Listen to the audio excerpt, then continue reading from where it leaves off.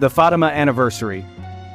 Could the timing of the signal be as significant as the signal itself? The pulses were detected on October 13, 2025. That date, interestingly, marked the 108th anniversary of the miracle of the sun at Fátima, Portugal. On October 13, 1917, a crowd estimated between 30,000 and 100,000 people claimed to witness the sun dance, spin, and emit brilliant colors. The physicist Auguste Meessen of the Catholic University of Leuven proposed a scientific hypothesis for the event, suggesting a rare solar mirage amplified by retinal distortion. Regardless of the cause, the event is etched in cultural memory.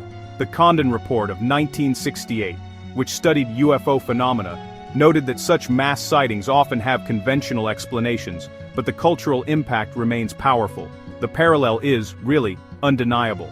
On the exact same day, over a century apart, two events occurred involving a celestial body performing impossible light maneuvers. This bizarre historical echo transformed a scientific mystery into something deeply symbolic, linking a modern signal to a century-old miracle and forcing even skeptical minds to acknowledge the depth of the coincidence.